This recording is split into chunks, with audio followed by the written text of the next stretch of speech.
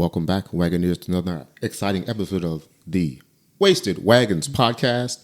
We have a very interesting yet small crew tonight, and that's okay because we're gonna hold down the fort and get the job done. Tonight we have Todd, we have Mike, we have myself. I am Patrick.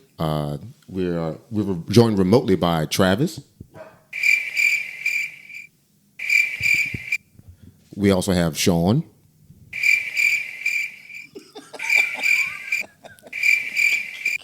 And Russell.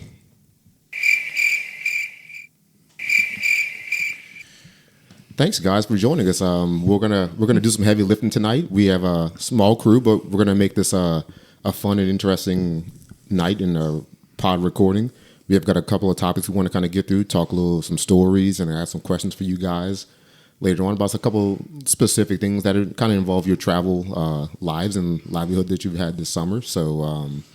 Todd, I think you wanted to bring up a topic or two first to kick us off. Well, first off, Travis isn't with us tonight because he's at the tattoo parlor. Again, shout out to Mid-City Voodoo on Carrollton, and specifically our artist Mo. But Travis has been working on a piece on his right arm for quite some time now. So a girthy piece? It's pretty girthy. A lot of detail in it, very colorful, but... You know, he's been working on it for a while, so when do y'all think this thing's going to actually be done? Christmas? I don't know, but, the colors intrigue me. Can you tell me what kind of colors it is? I think it's like interstellar, so I think there's like a little bit of purple and yellow in there. And Red, yellow, orange, blue, green. It's a violet. Blue Maynard. Right? Okay. Well, you're obviously his brother, and you're related to him. So when do you think it's going to get done? At this rate, maybe next year at this time. So I was going to say maybe like fantasy football season, like the pod episode for that, but maybe it's next year. Maybe he'll show up with it when we go to the pool with like a newspaper bag over it. Okay. So it doesn't get the chlorine on it, We should go in like on some Vaseline or what do you put on it? Don't you put like Aquaphor? Aquaphor, yeah. Aquaphor. Maybe buy him a little tub of Aquaphor for that big long girthy thing he's getting on his arm. When you said Vaseline, I was like, did he put it? That's baby oil. I have a feeling Vaseline was probably used too in some of those parties. Just say, I'm gonna stick with it'll be done by Christmas, maybe. So Travis, if you're listening, let us know when it's gonna be done.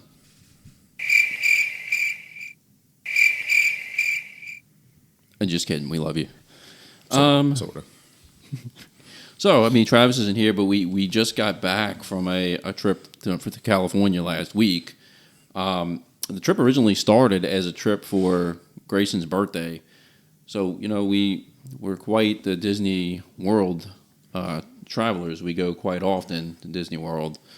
Grayson has never been to Disneyland, though, so she kind of requested this for her birthday that she wanted to go to Disneyland. So we planned the trip. We spent Monday to Saturday there. We left early Sunday morning.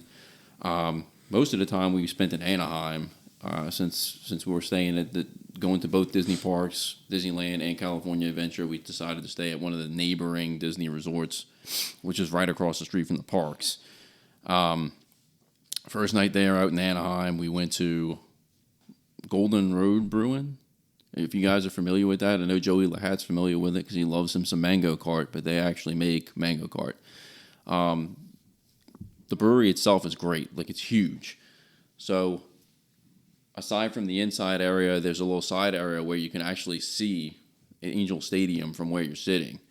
And it kind of leads around the back, and there's some cornhole games set up. But then when you kind of turn right, there's another outside bar with a whole lot of outdoor seating. So I think it's got to be a regular spot for Angels fans to go before the game. Although they're not very good this year, so I don't know how many people are going to watch the games. It was a Monday night, so the crowd when we went was very, very slim. But we had a few beers there. We left there and walked straight to the stadium, caught a game on a Monday night. honestly, I don't even remember who won the game. The stadium itself, again, it's kind of old, but they've added some amenities to it to make it seem more new. Like, they have the waterfall in behind the center field wall with the car parked in it. But other than that, the stadium itself really kind of could use a little bit of a facelift. It's very old looking. But we did witness probably one of the best catches in Major League Baseball this season. I can't think of the A's center fielder's name. But I thought you were going to say Jessica's foul ball catch. Oh, no, that one. I feel bad about that one because I'm glad you brought that up. I almost forgot about that. No, the center fielder for the A's made a hell of a catch, and I can go look it up in a minute, but it was probably the catch of the year. He robbed the home run. I know the one you're talking about. I saw that. I believe he had another awesome catch maybe a week or two prior. Like he's had two within for sure the last month, I believe. But yeah, he looks super athletic, and yeah, that was a hell of a catch. Like going up on the wall and robbing that home run. That was pretty sweet. I think. Somehow it didn't make SportsCenter's number one. It was number 2 on SportsCenter Top 10 that night, which kind of feels like a robbery in a sense. But yeah, it was an amazing catch. I did see that though. But yeah, Jessica, it wasn't Jessica that really caught the foul ball. It was actually hit my mother-in-law. Oh shit! So 2 seats over, like when I see the foul ball coming, it looks like it's going to fall way short of us. But apparently, my mother-in-law was sitting a couple seats over, so. It did fall short of me, but I feel kind of bad because it's almost like, man, if it was that close, I should have probably reached out and dove for it. But in that moment, you're like, oh, it's gonna fall short. Oh, I'm just gonna make sure it's not gonna hit me. Where did it hit her at? Hit her in her arm. She got like a big old brush burn on it. Did she at least get the ball? Yeah, we got the ball. Awesome. Camden it's actually sitting on my dresser in the bedroom right now. Camden left it in the bag because my mother-in-law gave it to him, and I think he was going to write the date of who hit the ball. It was Travis DiArno hit the ball. Okay. And I don't remember who was pitching for the A's at the time. Did I know the answer to the question. I assume no one was wearing a glove. Oh, no. Was she paying attention, or did she just kind of maybe wander away for a second and it happened? She probably wasn't paying attention when it initially happened, but she's like dreadfully afraid of foul balls like that. She doesn't go to too many baseball games, so her worry was that, oh, yeah, I'm going to get hit with a foul ball. And lo and behold, her first Major League Baseball game ever, she gets hit with a foul ball. Where were y'all sitting, like seating wise, for the foul ball to come over? Like, we were sitting along the third base line, and we were relatively close. I'd say we were in like row 14, maybe. Okay, but obviously you were past like the netting. Oh yeah, there was no. For some reason, they didn't have the netting very far along the third base line. So I don't know if there was some kind of malfunction with the netting or what, but it was very, very open. Mm. Oh, glad she's okay. I remember you telling us about it through text, the story of like Jessica with the foul ball. I don't think we got all the details of that. It hit your mother-in-law in the arm though. Yeah, so, but glad she's all right. It's a cool story. It's a cool story. I mean, I feel bad that I didn't like dive and like try and protect her from getting hit with the ball. So chivalry is dead. I feel like a failure. Yeah, I mean, yeah, you really should have dove, like cross over everyone, caught it, caused a scene, been like the super fan to stand up with the hand and get all the applause from the crowd, and said you let your mother-in-law get hit by a foul ball. I did. I think there's some aggression there. Were you trying to send a message to her? If you don't behave or act up on this trip, you complain about something, it's going to happen again. It's going to happen again. My mother-in-law is great. So the next day we went to Disney California Adventure Park, and I've never been there before. And they actually they have some really good rides there. One, the Incredicoaster is awesome. And Grayson, who was afraid to go on it at first, ended up really falling in love with it and going on it, I think, 4 times total. They redid the Tower of Terror, so it's not the old school Twilight Zone theme. They changed it to Guardians of the Galaxy, and it's really cool. It's actually probably better than the Twilight Zone theme. So basically, you walk in there, and it's how you have like the old school hotel lobby area with the spider webs and shit all over it. You know what I'm talking about, right? Absolutely, yeah. I mean, to say this is better than Guardians of the Galaxy, that's high praise because I love that ride. But no, this is the new Tower of Terror is Guardians of the Galaxy themed. Oh, okay. So when you walk in, the old Twilight Zone is like an old hotel lobby, and it's got spider webs and cobwebs, spooky looking. Well, instead you walk into the collector's warehouse. So Benicio del Toro's character. That's awesome. And they got a bunch of cool shit, and then he comes on the TV and starts talking to you. But when you go in the room, and the TV comes on, you know, like the Twilight Zone Tower of Terror guy talks to you. The collector starts talking to you, and then Rocket pulls the cord, so you can't hear him. You can see him talking on the TV, but then Rocket, it's like an animatronic of Rocket on top of like a ledge. And he starts talking to you, and how he's talking how he escaped from the cell, but you got to break out Quill and Drax and Groot and Gamora, and they're all in these prison cells. And the objective, of course, is to go to the bottom and cut the power source. So that's why you drop. But it's almost like right when you get in the ride, there's like a silhouette of Rocket, and he's like, all right, let's go. Like, and it wasn't motherfuckers, but he said, let's go, something like that. And he pulls a cord, and you shoot up, like, right away. And they have like 4 or 5 drops in it. It was really cool. I don't remember you shooting up for Tower of Terror. You don't. They bring you up slowly on the floors. Slowly, right. And they take you through, like, the whole story. And then Okay. Then you hit a glass shatter, and that's when you drop. Right. So this is, you shoot up. You shoot up right away. Okay. But you drop like 5 times. But then the rest of this, like the ride is like, it's like almost like a video screen of them like break in the cells and breaking out of the cells and whatnot. It's really cool. Nice. I think the main pitfall of this park though is that the waits were pretty long, because a lot of, if you've kind of seen pictures of it, they have like this whole carnival theme. That's what like the Incredicoaster is. It almost looks like a boardwalk roller coaster, and they got the gigantic Ferris wheel with Mickey's face in it. So they had like a lot of like old school like carnival rides that people probably didn't want to wait for. So the big rides like the Incredicoaster and the Cars test track ride and the Guardians of the Galaxy had long waits. But overall, I mean, he had some pretty cool rides and never been, so it was a cool experience. Nice. I've been to Disneyland, but back when I was like 18, so 20 something years ago. I was going to ask about how the wait time for rides compared to, say, Disney World and whatnot like that, though. The last time I went to Disneyland, the waits weren't bad at all, and this time was kind of the same way. So we went to Disneyland on Thursday, and the waits weren't really bad at all. Do they have the Probably Genie? 30 minutes most. The Genie app? Like They have like a fast pass thing where you buy it in the morning, and I think at certain times you can go. So it's kind of old school how it was. Remember when you got the tickets? the ticket, yeah. That's how it is over there now? But it's not a ticket. I think it's on your app. But I think you can go use one in a certain time. You got to check to see if you can use another. What about like the size of the park itself? Does it seem small or? Oh, it's definitely small. Yeah. Well, Disneyland is just like Magic Kingdom. It looks almost the same. There's some differences in the rides, but it looks almost just like it. But the downtown area. So basically, you walk in like the main entrance, and you have California Adventure to the left, Disneyland to the right, and there's like a big walkway, and it leads to downtown Disney. So if you keep going straight, that's where you go. And the downtown Disney area is tiny. It's nothing compared to what it's like in Orlando. Okay. Is this park small enough that if there was like reasonable wait times could you do the whole park in like one day and that be enough, or would you need like a 2-day kind of thing for it? You just only need 2 days. Like if you're talking about doing both parks or just one. I guess both. Yeah. If you're doing both, you definitely need 2 days. Okay. Especially with, there's a lot, and even with the wait, there's a lot in Disneyland in and of itself. But if you have the long wait times like you have at the California Adventure Park, you definitely need 2 days. And did y'all go like 2-3 days, or just? We went to the parks 2 days. So we went to Disneyland, California Adventure on Tuesday, and then we went to the Disneyland Park on Thursday. Wednesday, we went to L.A., and we did the Hollywood Walk of Fame, and we hiked up the hills. And, Jessica, I know Jessica doesn't really listen to the podcast, but she gave us shit last time we went to Disneyland because she wanted to hike up the hill to the Hollywood sign. And that was the day of the Minneapolis Miracle and when the Saints blew it in the playoffs. And we were watching at a Mexican cantina on Hollywood Boulevard.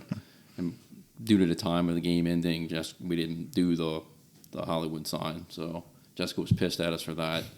So we got to do it this time, and it was quite a trek. But I guess I'm glad I did it.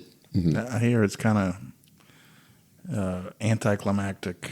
Like it's just like a little sign. It's nothing special. We didn't even really walk up to the actual sign itself, but there was just several points that you walked up where you can see and get good views of it. Yeah. But like, did you say wow? Like, whoa, it was awesome. Not really, right? No. Yeah, that's what I hear. Just a sign, basically. Yeah, it's nothing really special about it. Was the St. Louis Arch Just a a cooler workout on the experience trip. going up to the top of that and looking over compared to walking up to Hollywood? Probably. No. Because, I mean, at least you can see the whole city. You're over water. I mean, you see the Hollywood sign and a bunch of hills. Like I said, it felt like more of a workout on a trip than anything. How was the Hollywood Walk of Fame? Because I've heard some stories that it's not like trashy, but like it's kind of dingy and run down. It's way nicer in picture than you see in in person. Yeah, it's essentially Bourbon Street in California. I mean, that's basically what it is. Wow. But I mean, I saw that before. That was, again, we ate like the last time we went and visited Brian. That's where we ate. Did they have any stars that were watched like the game. defaced or, you know, I didn't see purposely any. messed up? I don't know where you're going with that. I think I know where he's going with it, but no, I didn't see any, Mike. That's good. Is there one that you had in mind? I mean, I don't know. I mean, I hear there is one that people don't really like, but I don't know. How long in terms of like, let's say, a city block is the Walk of Fame? Ooh. Let's say 4 or 5 blocks, maybe. Okay. And it's just one side of the road, and it's probably But two it or three. actually, now that you mention that though, because it leads onto like side streets too, so there are more. Okay. We just went down that one strip. The one thing that was pretty cool that we discovered on Hollywood Boulevard was that they have a Funko store. So I mean, just like the Funko factory is set up, the store on Hollywood Boulevard is set up that way. So they had like the gigantic. You may have seen the pictures to post on Facebook, but they had like the gigantic Funkos. A shit ton of different ones you can buy.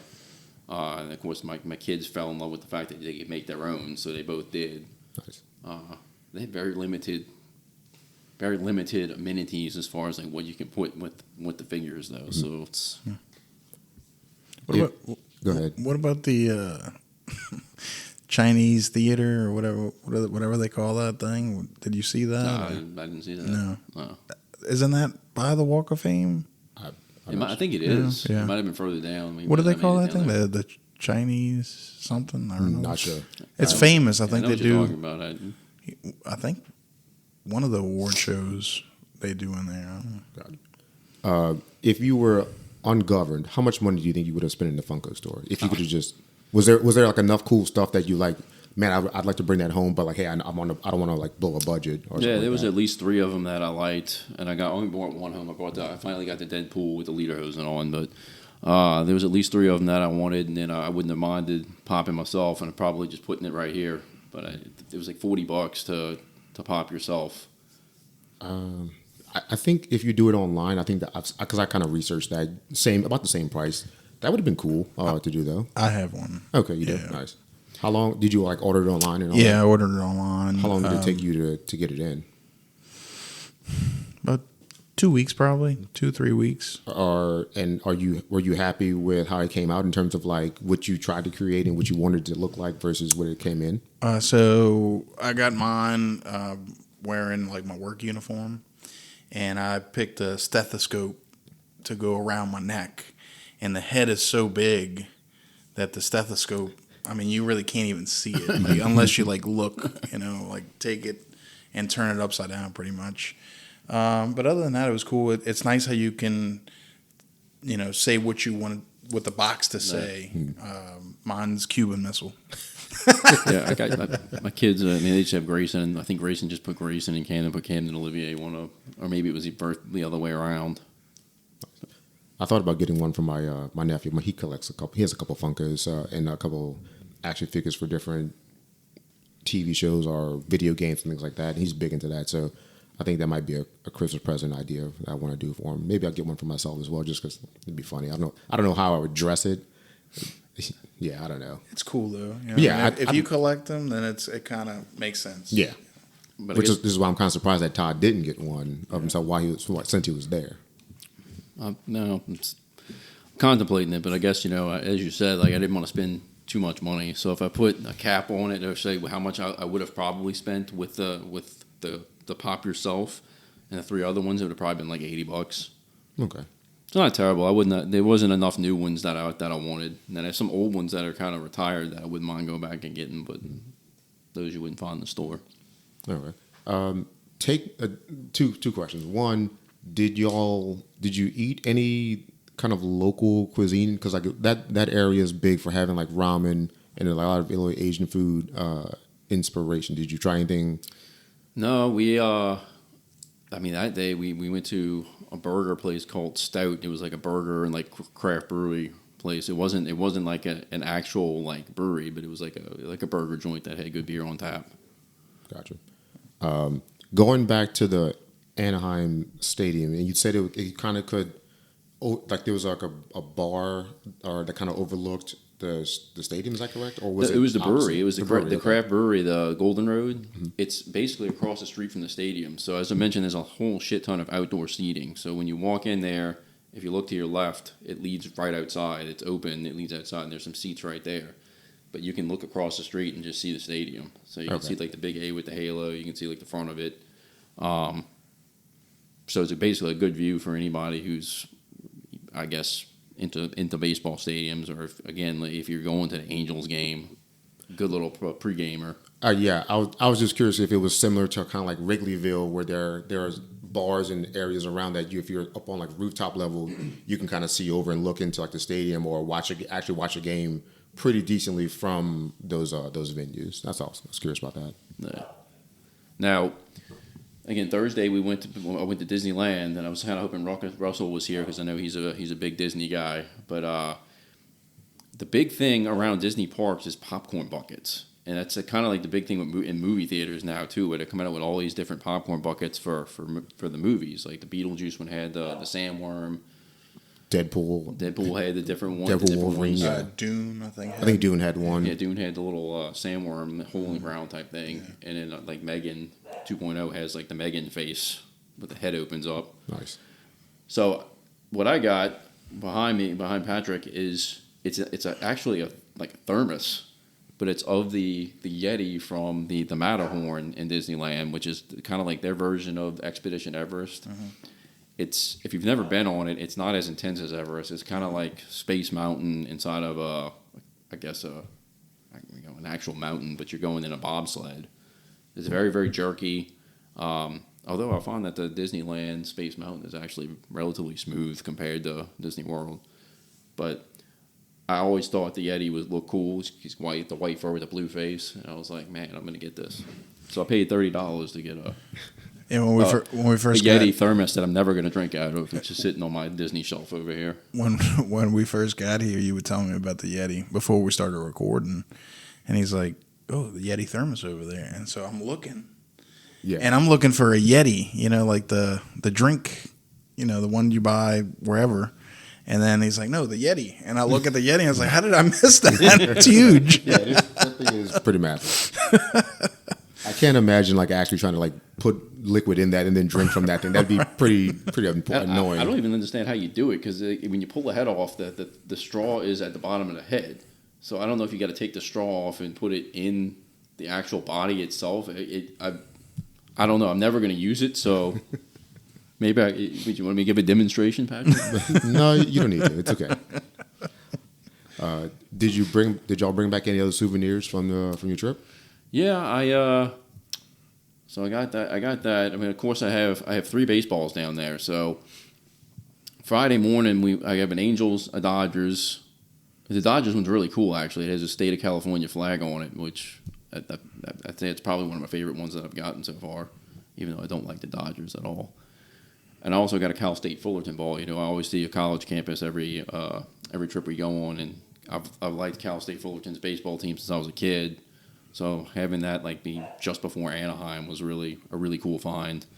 Plus their campus is it's relatively small. It's probably pretty equivalent to UNO size, but really? Not to knock UNO, but it was a whole lot nicer. I mean, gotcha.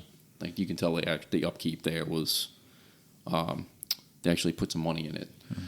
But the whole athletic complex was really cool too. If you look on Facebook, I took pictures of the stadium. It's a really nice baseball stadium. I don't think they have a football team, so they didn't have a football field, but we got to see the basketball arena. The team was actually practicing while we were in there. Nice campus. So you also went to a Dodgers game, yes? We went to the Dodgers game, so that was Friday. That was so in between Fullerton and the Dodgers game, we stopped at Angel City Brewing, which is probably one of the best breweries I've been on a trip. Big warehouse, great beers on tap, a lot for the kids to do. They had the cornhole, they had a ton of games for them to play. The whole ambiance of the place was really nice. Of course, the city at that time was under a curfew, especially in that area because of the protests and the riots. Mm-hmm. Oh, really? So I didn't hear about that. I think they were closing at like 6 o'clock. Not that it mattered because we were going to the game anyway, but didn't cross too many of the. I didn't cross too many of the protests though. It was that day when we were actually at the brewery right before we went. They had some people standing in front of a big federal building, but it wasn't rowdy yet. I mean, they were just out there. What were they protesting? Things. Mike being Mike. Bad teammate. Well, that sounds like y'all had a great time. It was. And look, the Dodgers game, like it was. I will say this, like it was probably. I'm not knocking the Dodgers in any way. I'm not a fan of the Dodgers. The stadium is very old. There's nothing that great about it. It's just there. I mean, obviously they're not going to change anything for nostalgic purposes. But it's probably one of the more bland. I'm not going to say more. It's probably the most miserable experience we had at a baseball game because we paid $80 for our tickets and we're in the upper deck basically. The seats are very, very close together. Seats are very close together, and it was extremely packed that night. So I don't know if it was because of the promotion that was going on that night, or if it was because Or the people. or if it's because the Dodgers are just good and they just attract large crowds on Okay. Friday. So the promotion, did they give something at the door? Like, was there something they were giving the fans? It was like a bobblehead night. It was a jersey night. Okay. It was a jersey night. Okay. It was a sleeveless jersey night. Sleeveless. Okay. That seems pretty normal. Yeah. Yeah, kind of like you said. It's kind of surprising to hear that, being that all the money and capital that they have and they generate, that the stadium would not be more, I guess, modern or enhanced. But I guess it's like an old Fenway kind of thing where it's a nostalgia thing, and for Wrigley Field they keep it that way for nostalgia. And I think that's definitely it. Which makes sense. That they have a ton of history in that park. So I guess I can understand that. Maybe it's nicer, like if you were in like a suite or something, or maybe like the lower level is probably a lot nicer. Yeah, they actually have in like the first couple of rows. I think they actually have like tables in front of the seats. So like in the first probably 10 rows. Mm-hmm. So the whoever pays for them has a place to put their food and drinks, and they have space to kind of stretch their legs out. Because the seats in the upper deck were definitely kind of compact. Yeah, probably they're just trying to just cram you in, and that's probably true for most stadiums. I imagine the higher up you go, it's a little more compact. The Smoothie King Center is like that. You get up to like 300 level, yeah, you're kind of sardined in a bit. When you get downstairs like 100, 200, yeah, it's a bit more spacious. Seats are a little bit nicer or comfier or whatever. Mm. So, all right, so you did the 2 baseball games. You did the Hall of Fame, the Walk of Fame. Saw 2 Disney parks. Cal State Fullerton. The last day we were Saturday. We kind of were running out of things to do, so we ended up going to the beach. We went to Huntington Beach. Did you see the bad boy? The Huntington Beach bad boy? He wasn't there. But trust me, I mean that's the first thing I think of when I hear Huntington Beach. Me too. But I think the water there was absolutely ice cold. Like it was freezing. Like I don't know how my kids went in it, and I don't know how they did. It was ice cold. Sand is like white sand or yellow? I think it was white. White, like Florida sand. Yeah. I was curious. I didn't know. Beach was nice though. Yeah, it was nice. It's a public beach, I'm sure. Yeah, so public beach. It was crowded. Saturday, it was pretty crowded. A lot of talent walking around. I'm sure. Everywhere. I mean, a lot of bros too. Lot of. Did you see a lot of people like dudes like roller skating like topless or whatever, just in their shorts, just living the California life? Yeah, well, I mean, it's kind of like beach volleyball. I think I told y'all the last time we went and visited Brian, we went down Venice Beach, and we actually rented bicycles and rode down Venice Beach to Santa Monica Pier. And this time they kind of had like a little bike riding, skateboarding, rollerblading area as well, like a little trail. Mm-hmm. We walked along it, but yeah, there was a ton of people riding bikes. Any dudes wearing like really tight like jorts? I probably wasn't paying attention, Mike. Any dudes working out on the beach? Not really, no. No, not like Muscle Beach. You No, know? okay. With jorts. You can see that in Florida too. But overall, man, it was a fun trip. You know, I was glad that Grayson got to experience both Disney parks, and like I said, she really enjoyed it. She basically found a new favorite ride. I think she probably likes the Incredicoaster better than she probably doesn't like it better than Guardians of the Galaxy and Epcot, but probably a close second.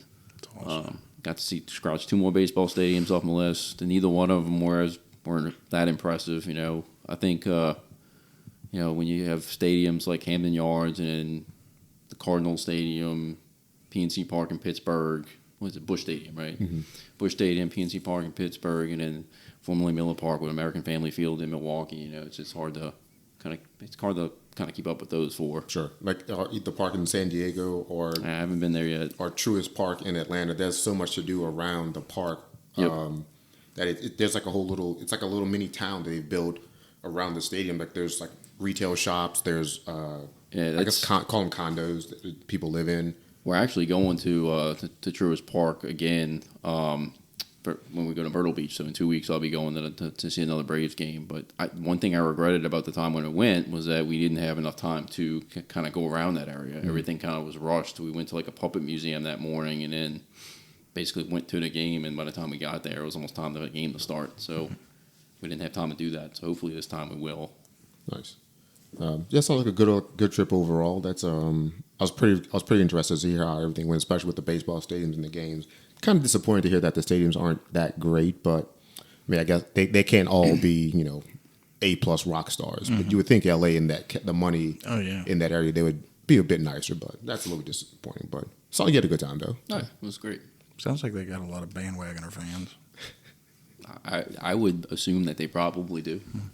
I mean, they won the World Series last year.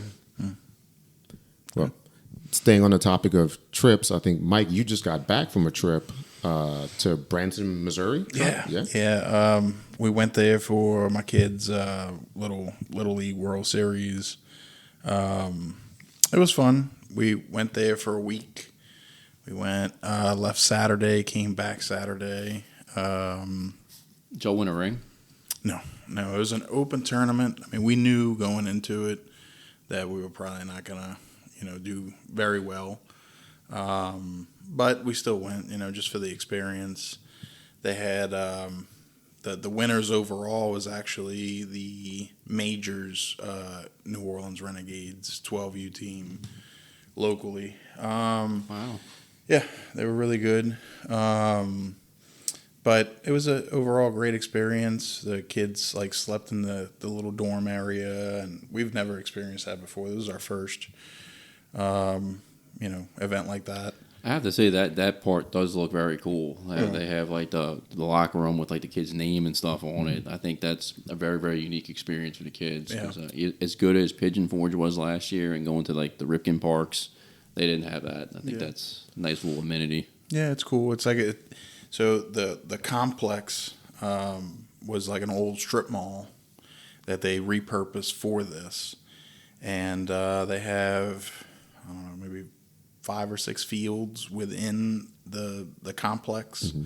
and you play on different fields every night. And they have one major big field that they do all the ceremonies and things like that at the end. So kind of like the Disney Wide World of Sports complex, where they have like I said, 5 or 6 fields, and there's hotels or sleeping complexes or arrangements all around it, and that whole area is built around that park and hosting these kind of big kind of tournaments like that, though. Pretty much. I mean, I think not as many teams go there as Disney or some of the Cooperstown, from what I hear, and things like that. But I mean, it's up and coming. They, I think, opened up in 2016, so it sounds like they're still trying to get to big levels. Mm-hmm. Going out there, we did that. In between games, we would go cruise to town. That was my first time in Branson. Getting up there was kind of unique. We passed through every cornfield in Mississippi and Arkansas that, I've never seen that much corn in my life. But we finally get up there, and it's really beautiful. Very kind of reminded me a lot of Tennessee. The very mountainy and just beautiful sceneries everywhere you look. While we were there, we did this thing. It was called Top of the Rock, where you go on a little golf cart and you do a little trail up the mountain and see like the waterfalls and things like that.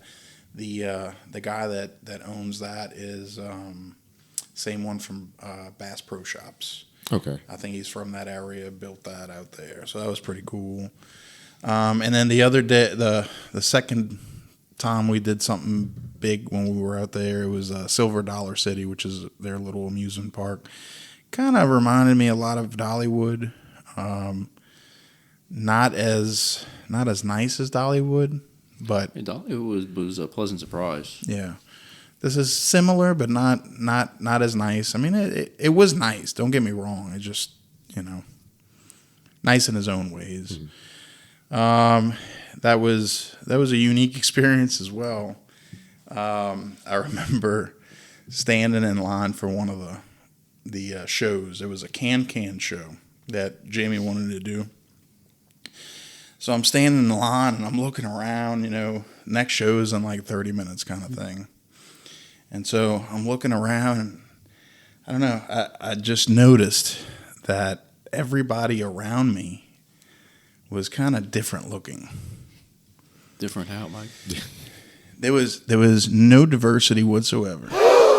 Shocking. There was no diversity whatsoever. Everybody looked the same, like White? yes, but like weird, like Country? I don't know. I can't pinpoint it. Unintelligent? Possibly. Rednecky?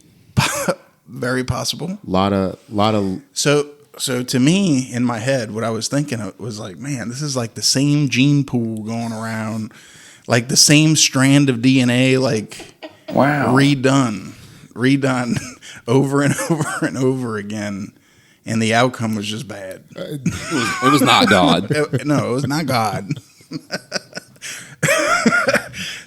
No offense to my friends that live in various parts of Missouri. I think they would probably agree with you that it's kind of the same kind of thing everywhere. It was a lot of inbreds. It was a bunch of hideous looking people. All right, that's all. That's all I got to say. A lot of big backs.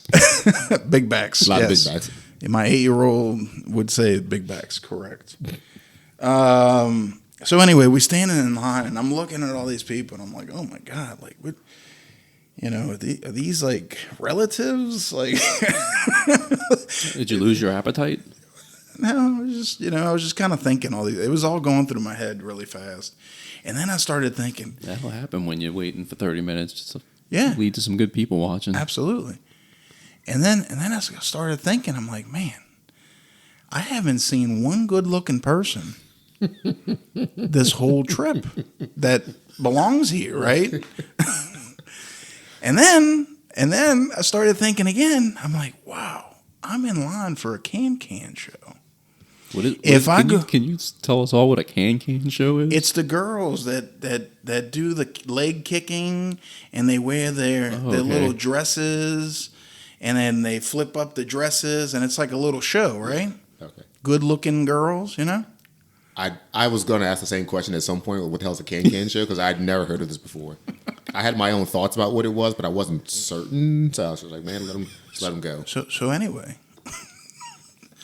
so after I'm thinking about all this, I'm like, if I go in this joint, right, and the can girls look like these people, I'm running. I'm literally gonna run out.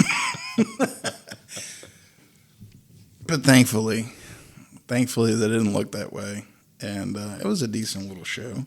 Had some talent on the stage. I mean, relatively speaking. Yeah, as good as it's gonna get. Yeah, the best they could pull. The best they can do. It's back in the day when you go to Hooters on a weekend night. They'd bring the A team. Yeah. If you went on like a Tuesday at like 5 o'clock, it was like B or C. Yeah, the B or C crew. They were They were the best they can do. Let's just say that. Not to get too derailed from the actual trip, was this the furthest you've traveled for a travel tournament so far? Yes. We started our travel ball journey in the spring, and we've been a lot of local places that we've talked about on the show. We had one scheduled to Biloxi, but that got canceled, and we went somewhere else instead. But yeah, that was the furthest we've traveled. Part of the team.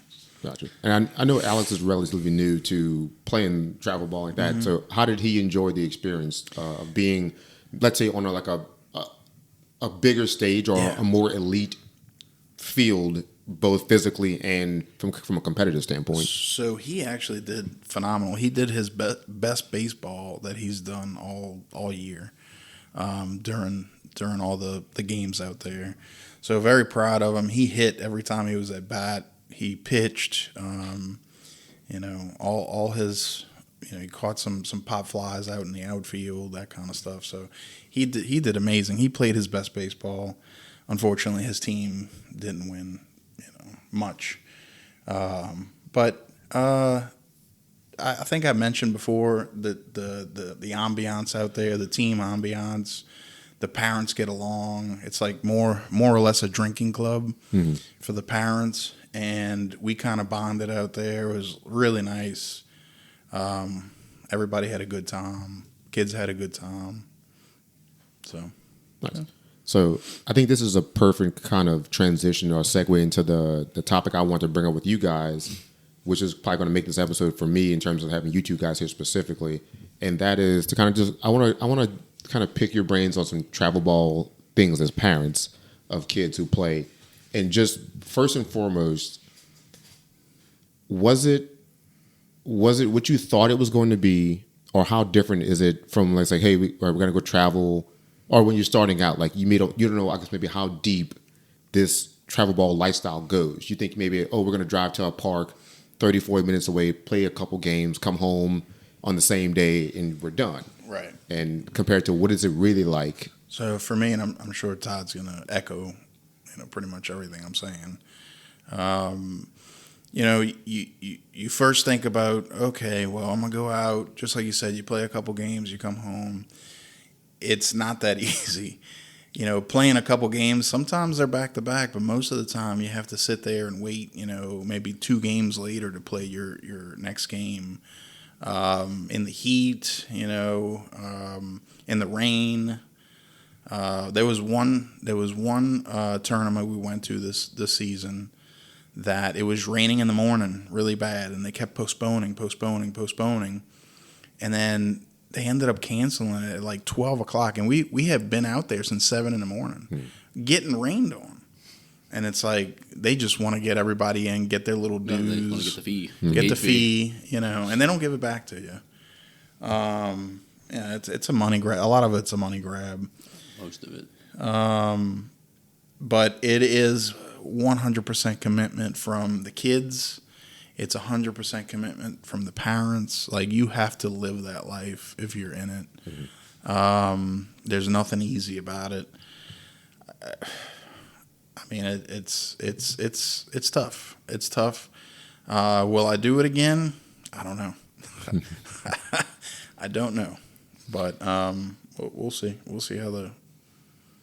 I mean, as far as like asking if it was everything I expected, there's some positives to that, because when I first heard about travel ball, it was there was a kid that we coached in hockey. He actually ended up playing baseball for UNO. His dad, we're friends with his dad on Facebook. He helped us coach hockey. Really, really fun, likable guy. But his 2 younger sons played travel ball, and he would post every weekend that he was at a park. So I was thinking that travel ball was going to be every weekend. Yeah, your life is over. So when I got the first schedule and you realize that it's every other weekend and sometimes even less than that, yeah, I guess it all depends on what team you're on. It's not that bad. Right. So I was going in thinking that, one, we'd be playing every weekend, and that was my life from here on out. That I would have no time to be hanging out with you guys, no time to be doing these podcasts or anything like that. It would be strictly travel baseball. It wasn't that bad in that sense. See, but you're off every weekend. I'm not. I work every other weekend. That's So right. it's like, for me, like, I have a different view on that. To me, it seems like every time I'm off, I'm doing something. I mean, the other thing that was kind of a positive too is like I was on the impression that you were traveling all over the place. Like I was thinking you were playing some games in Mississippi, some games in Hammond, some games in Shreveport. I mean, almost every game that we play is either at LaSalle, which is 2 minutes from my house, or Chalmette, which again it's Chalmette, which there's nothing really out there. It's Chalmette in and of itself is a dump, but it's what 40 minutes away, 30 minutes away. It's not that bad of a drive. I think they have a 1 hour rule from what I have understood. Really? Yeah, I think for the double A's, possibly the triple A teams. Now the majors I hear travel all over. They go to Houston. They go all these places.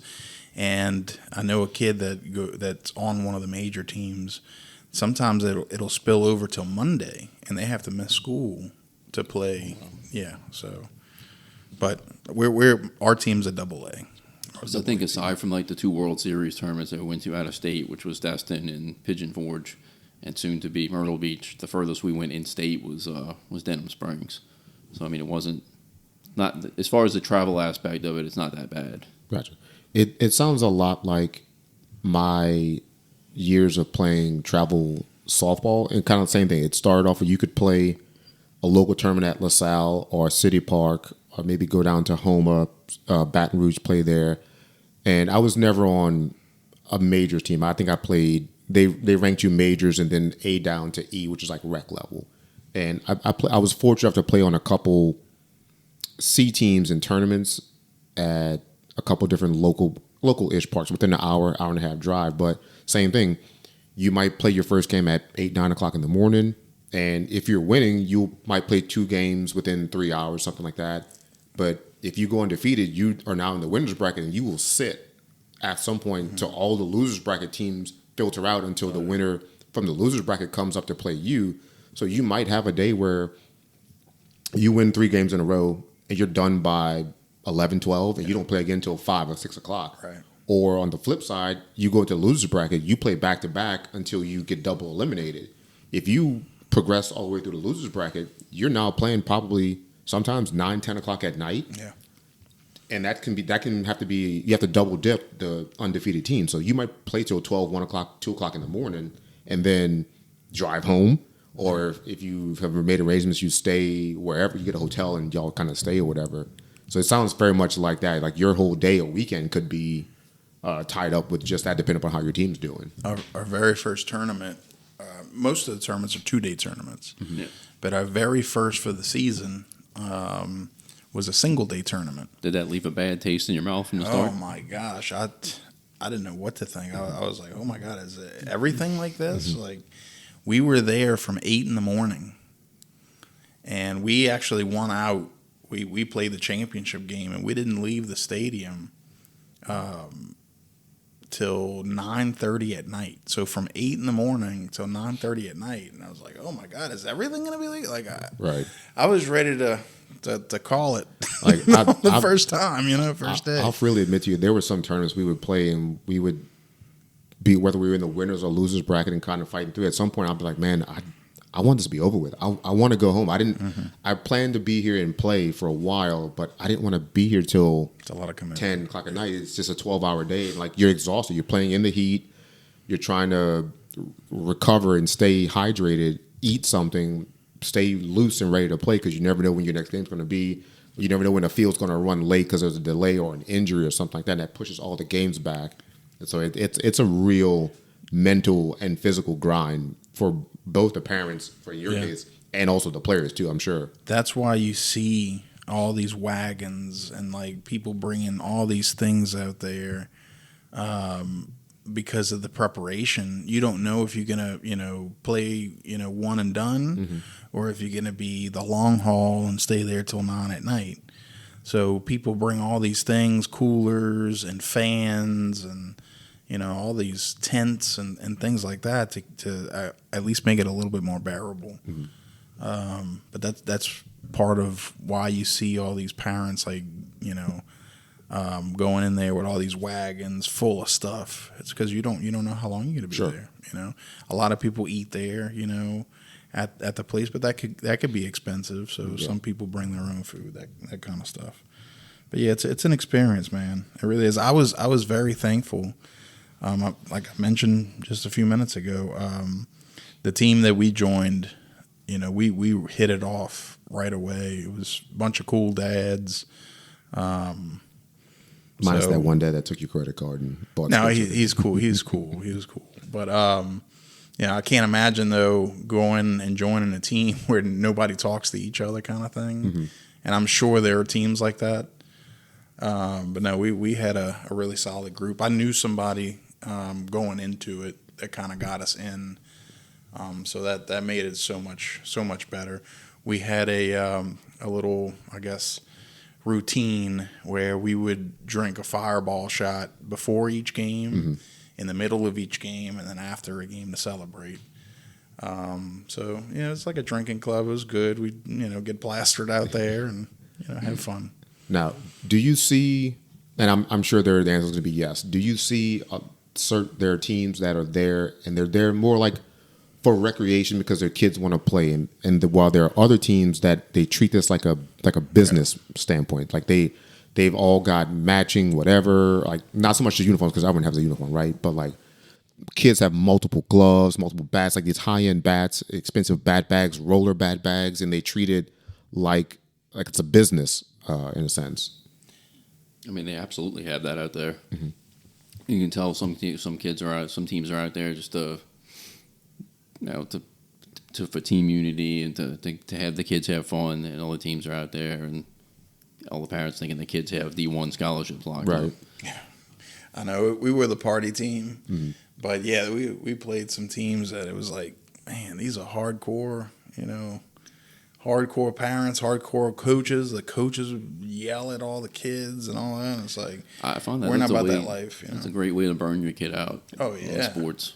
Definitely. I mean, hell, it'll burn you out as a parent too. I'm sure, especially if you're playing all these like in like the majors, you're playing all these travel tours. You have the financial burden to travel and to go to all these, to have a hotel room, or some will rent RVs to stay overnight and things like that. It's definitely a financial commitment as well as a time commitment to do that. Well, if you remember what Tristan Moore said, his parents were flying him in a helicopter to games. So I mean, yeah, that's commitment. That is a lot of commitment. So my next question is, and Mike, you kind of answered a little bit of this beforehand a second ago. Knowing what you know now, would you do it again? Like, let's say without taking into account your kid wanting to do this and like this, but let's say he wanted to play travel ball, but knowing all it takes, excluding his excitement for it, just from the time, the money, and everything else that comes with it, would you start over right now? I would for the experience, yes. The team, the age bracket, and everything. The kids are moving on. It's kind of, some of the kids are going into high school, so they're not really playing travel, that kind of thing. So, the team that he's on is kind of disbanding for the next age bracket, obviously. Mm-hmm. Are we doing it again? I don't know. That's something me and Jamie would really have to sit down and talk about. But if you're asking me, knowing what I know now, would I have done it again, this spring that just passed? And the answer is absolutely yes for the experience. Sure. For my son. I mean, he started off not being really good, not being a really good positional player. But I think he has developed a lot, and especially with batting, because of the reps and because of the practices. You're doing 2 practices a week plus the tournaments, and the more you practice, the better you get, and the coaching that's involved with it. I think that's made him a better player overall, and I think that's the pros that come of this. The cons are the money part, obviously the money commitment, the time commitment, like you said. But But the big pro is it makes your kid a better player. It really does. And also probably a better person. Better person, The teamwork and the camaraderie and learning, the fighting through adversity and things like that 100%, 100%. He made really tight-knit, a network out there with those kids. So, yeah. I mean, As far as like starting over, if I had the opportunity, Yeah. it's a really tough question because I honestly don't enjoy it. I mean, it's time consuming. You basically blow your whole weekend. Like Mike said, if it's a single day tournament, you're risking being out there from 7 a.m. until 9 o'clock at night. If you keep winning on a Sunday, you're running that same risk.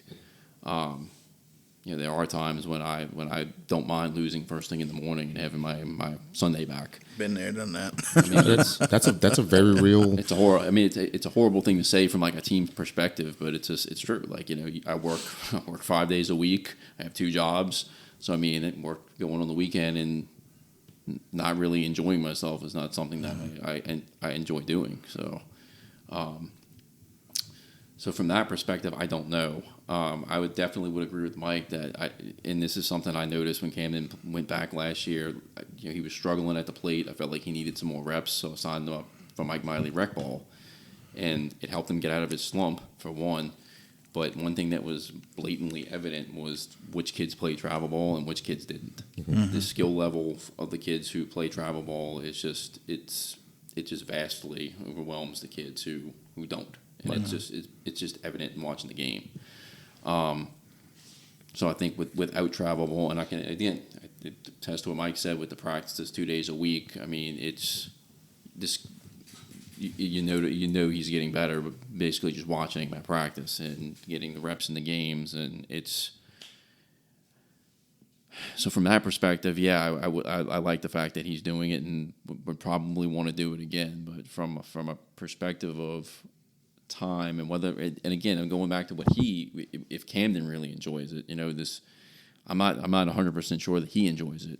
I've given him the out to quit. He doesn't want to do it because, like Mike said, with the camaraderie in the team, he's developed friendships on that team. So he doesn't want to quit because he doesn't want to leave those friends behind. So from my perspective of would I want to do it again, from a commitment perspective, no. From a skill perspective, yes. So I mean, it's torn. I don't really know how to answer that question. It's a tough question. I know there's a lot of emotion that kind of goes into that decision, which makes the question pretty hard. So my last question will be this. So let's say you do have to do it again, or you have to do it next year, next season, right?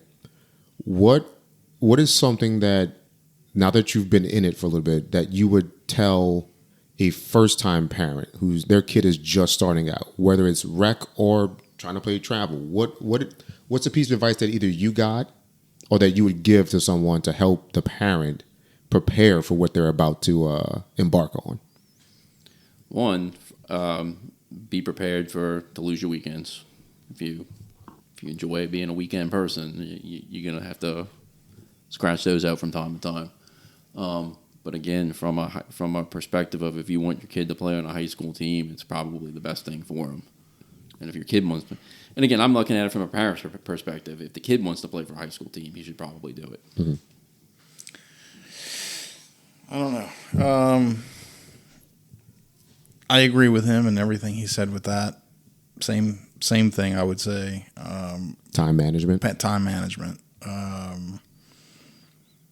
The next part of it, just maybe preparation. Just telling a parent, all right, look, like maybe prepare. Bring some fans. Bring some something other than just water bottles. Mm-hmm.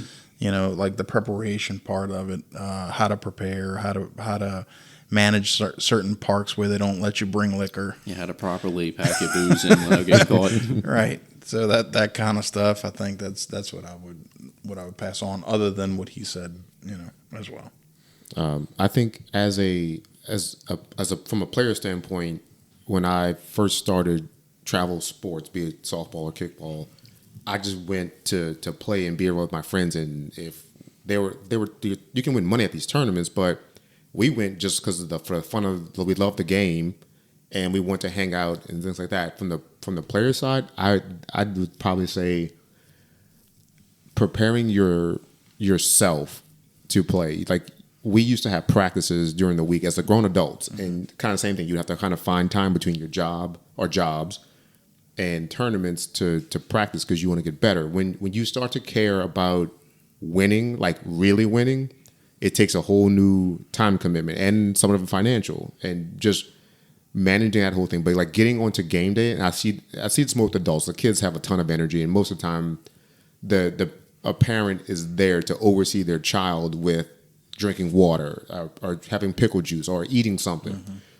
In a lot of our leagues, tournaments we play in, everyone's a grown adult. You're in charge of yourself. Some teams and players are there for the party, so they bring more beer than they do water or Gatorade and things like that, or food.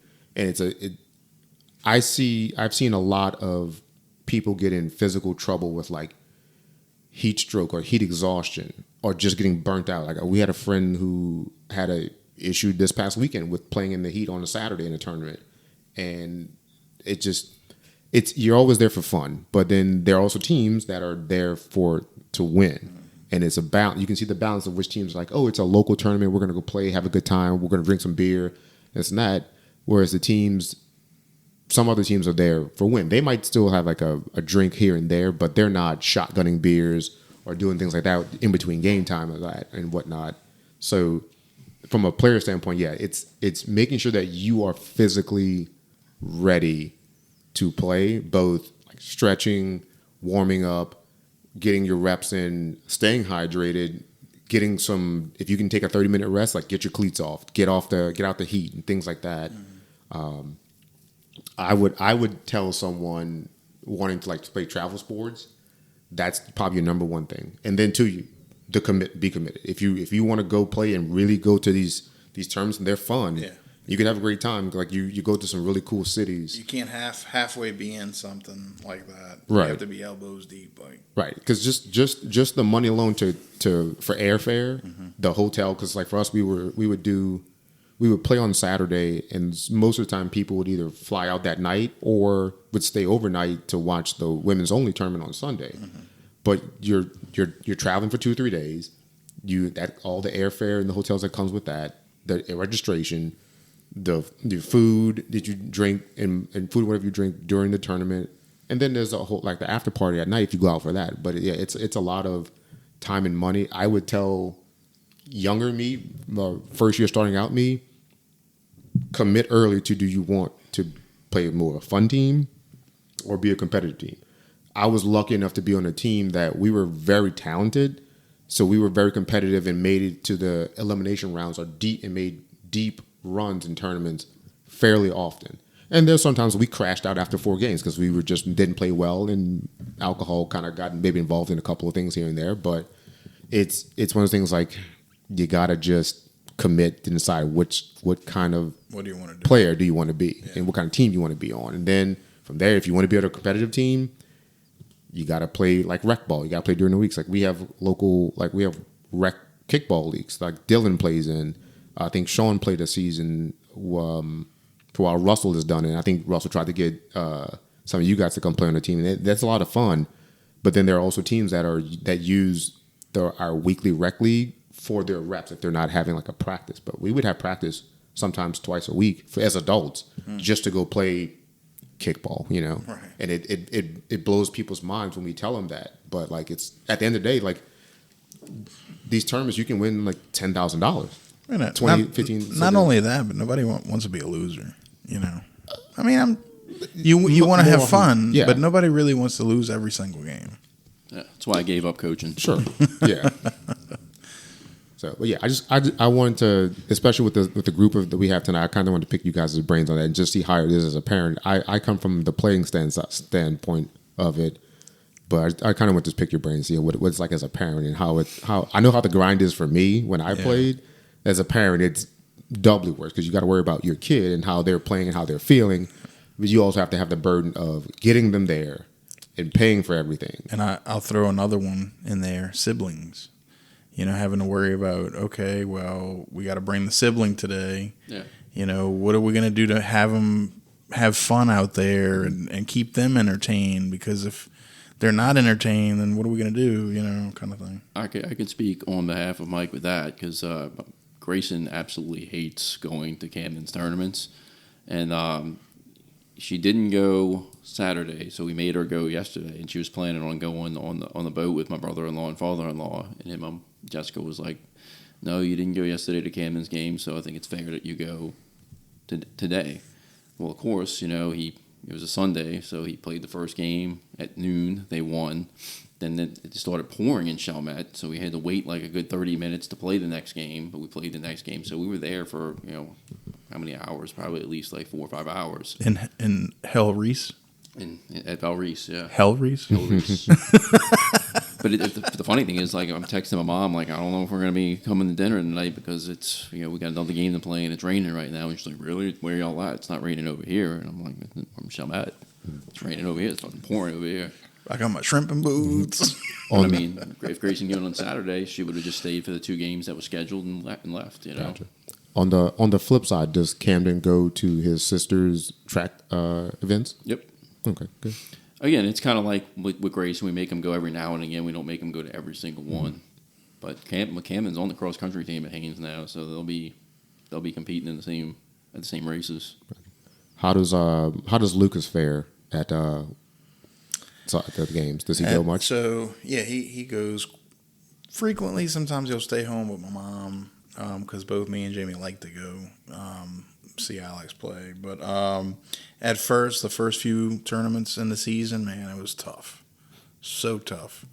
But then later on, he kind of started having fun, realizing what he could do, what he couldn't do, kind of thing. But look, let me tell you, man, it gets to a certain point in the day where it's so hot and miserable and everything else. Like, no matter what's going on, like it's stuff for everybody. Right, you're ready to go. You just want to be out. You want to be in air conditioning, take a shower, get out of that because you're just melting in some places. Yeah. So.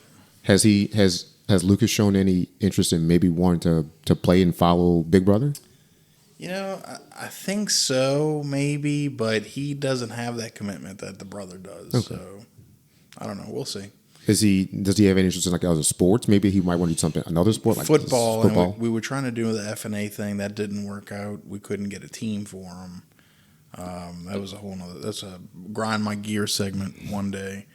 But when that opens up for school, definitely he would definitely want to. Mike, do that. You can always coach FNA. Negatives. It's so fun. Yeah. Okay, so kind of staying on the topic of travel, Todd, you mentioned that there's a kind of a weird correlation or some sort of happenstance of like when you travel, certain things have happened, and you mentioned via group that you want to bring up something that happened just recently in the news. Well, I mean, so I'm going to go back all the way to my honeymoon, which was back in 2011. Yeah, I was on honeymoon in Jamaica, and I think my second to last day there, I hear about this Air France flight just disappearing. They couldn't find it. I mean, they eventually found that it crashed somewhere in the ocean. But that kind of is that what it did? It kind of caught in the Bermuda Triangle and just disappeared. But like at that time, I'd only flown a couple times in my life because, as I've previously probably said on this podcast, like as a kid, I never really traveled a whole lot. It was Mississippi, Alabama, Florida, anywhere you can go in car. My mom was definitely afraid of flying. Like she will not fly. My sister's best friend got married, and they went to the wedding in New York, and they took a train to New York. I can only imagine how unpleasant that was. I mean, hell, we did 13 hours in a train to St. Louis to New York. It's got to be. Whew. Yes, look, the train ride to St. Louis wasn't that bad though. I actually enjoyed that. I'm just saying from just the overall just time standpoint. Like I'm sure, I think it was like two full days, if I'm not mistaken. But because of that, I have never flown, and I've only flown a few times by the time I was married. So keep in mind, I already have anxiety as it is. So at that time, I was like, flights had me nervous. So day before you leave, you hear about this flight just disappearing, and you're like, oh shit, this is gonna be me. This plane's gonna crash. So I'm nervous the whole ride home, and of course, every little bit of turbulence we hit, I was like grabbing my seat, panicking. Well, I mean, as I've just said, we went over the California trip that Travis and I went on with our families, and I flew there, and of course, probably the third or fourth day I was there, I found out about this plane crash in India. Air India flight carrying 240 passengers crashed, and it killed, I think, 20 more in the building that it hit. So I mean, again, like that wave of panic always kind of hits me. Like, why does this shit happen when I'm traveling? So I mean, again, it's sad to hear such a loss of life. With 240 lives being gone, 260 lives being gone. I heard they had one survivor. But that's the most interesting part of the story is one of the passengers on the plane survived. The whole plane blew up, and he somehow made it out. Was his name Todd? No. Oh, okay. I thought that's where it was. But I mean, it's funny when you read all these articles on it, because all these people come up with conspiracy theories about how he was in seat 11A, and then there was a plane a couple years back that had one survivor on it who was also in seat 11A. So is that seat really lucky? Is the price of the ticket and for that seat going to go up now because these two survived in seat 11A? I don't know, man. It's just, I don't know if that guy had a golden horseshoe up his ass or somebody was looking out for him. But to be the only survivor on a 240 passenger plane, I mean, it's amazing. Have you ever seen the show Lost? I've heard of it, but I've never watched it. Yeah. Seat 11A. Was nothing on the show. I was like, where are you going with this? But I mean, coming from like a mental health perspective too, like I'm just wondering if this guy has a shit ton of survivor's guilt, being the only person to, or just dealing with the trauma of a plane crash, and you saw all this loss of life, and you went through this horrible accident, and you survived it. Like, there's so many questions that people want to ask you about what happened, this and that, and recount your story. So many times Preet had to tell his story to news outlets or people or a therapist or things like that. That's got to be extremely mentally taxing. Yeah. But it's also very just freakish that one person survived. That's so odd. It's random, man. The show Lost is kind of like that. A plane crashes, except everybody thinks that everybody's gone, but they all land in one island that they're lost somewhere and nobody knows about. And I mean, it's a weird show. It really is. I have some crazy things that happen, but in the show, one of the survivors gets back on, to the mainland, and it was kind of like that. Everybody's like freaking out because he was the lone survivor. He was on 11A. He ended up winning money and all kind of stuff because he was doing all these talks and things like that. But anyway, unrelated. Yeah. Anyways, I guess I mean, I feel like every time I travel, I have one of these types of situations just pop up. Like, oh man, the Air France plane gone, this Air India plane crashes. So of course the whole ride back from California, that's on my mind. Plus, within the last, couple of years, the aviation industry has been in the news a lot for planes having issues of parts falling, things like that. It seems like about 5 or 6 years ago, you didn't hear in beyond. You heard about a plane crash once a year. And now all of a sudden it's if it's not a crash, like an engine's catching fire or something's falling off the plane or they're hitting birds and they got to make emergency landings. It's crazy. Yeah, and I didn't really think about it until after I landed, coming back from California recently. I don't remember having any sort of trepidation or concern about my flight out there if anything would happen. I just it never really, I guess, came to my mind. I guess I don't know why. I'm not saying I just blocked it out. It just never really popped up. Although probably a day or so after I got back, when I was kind of telling people that I was back home and things like that, I was like, yeah, I'm like, damn. Nothing happened, thankfully, but I didn't really think about it until I got home, and I'm like, oh, I made it back safe. That's great. I mean, I was sending updates to people about when I was landing or taking off, so at least people would have a recollection of if something did happen, they at least I spoke to them via text or was giving updates like that. But I never really thought about it. Although I don't, it's probably somewhere was in the back of my mind, just like, man, what happens if something happens to this plane? But maybe we need to start keeping tabs on Todd's travel, just in case. Definitely. Are you any kind of like flight risk or flight blacklist? Are you on the list? Not me. You sure? 100%. What about Travis? Nah. No. Okay. Maybe it's not your bad luck. It's maybe Travis's. Well, he wasn't with me on the honeymoon, so. That's true. Okay. So it is you. Okay. It is you. Mm-hmm. Are you going to get a tattoo about it? Will it be done by 2025? No. 2027? Yeah, maybe. Before the Sharks make the playoffs? Sorry, I would have to say probably yes on that one. No. I'm sorry. I didn't really want to do that to you. I'm a horrible person. Or maybe when the Orioles win the next World Series.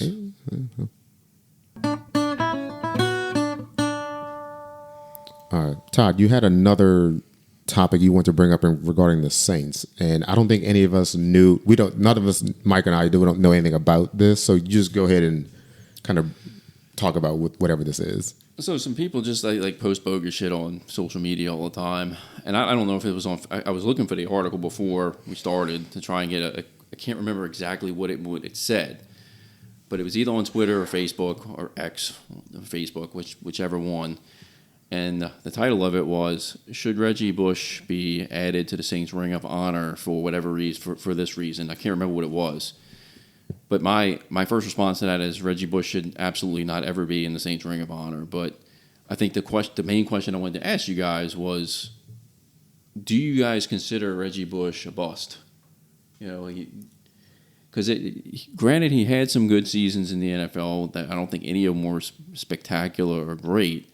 But based on all the hype that surrounded him coming out of college, he won the Heisman. He was the second pick overall. Would you consider Reggie Bush a bust? I don't necessarily think of him as a bust. I think he brought great things in, small quantities and measurable quantities at the right time. He's definitely not the greatest, but I don't think he's definitely not the worst. Definitely better, than some of the characters we've had on our team. And, did we pay him a whole lot of money for him not to do a whole lot of things? Yeah, maybe so. But, he did bring some good to that team in 2009 for sure. I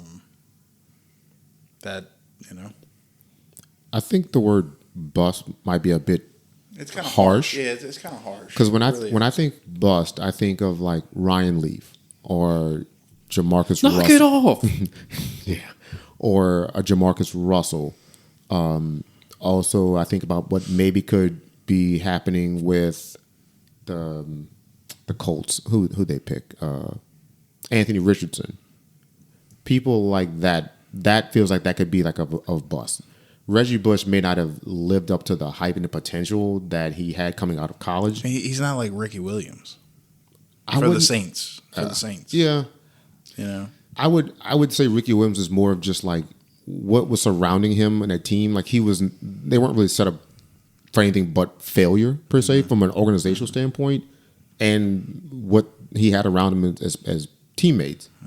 So he again more of a letdown than Reggie Bush, yes, but I wouldn't say that Ricky was as a player a complete bust. Maybe for the Saints he was a bust in terms of like where we drafted him and what we gave up to get him. I could say that move was probably a bust, but maybe not him actually playing because he had some good years with the Dolphins after the fact. Again, still not living up to the hype that he came out of college with. So I'd say the same thing with Reggie Bush. He had moments and good seasons, didn't live up to the hype that was there, but I wouldn't say he was a bust. Yeah, I kind of agree with pretty much everything you said. I would say if you're going to call him a bust, it's definitely in a Saints uniform because he had great seasons in Miami and Detroit. He rushed for, his first season in Miami, he rushed for 1,086 yards. Second season, 986. First season in Detroit, 1,006. He wasn't even close to that any years on the Saints, though. Right. So, I mean, Well, they've always liked to. It was a decoy. Yeah, and The decoy argument. They never like to do a single back, type offense. I mean, we've always done the 2 or 3 headed monster kind of thing, with Sean Payton. So I think that took away from his plays and his yardage, to where maybe in those teams, he was more of a featured back. Right.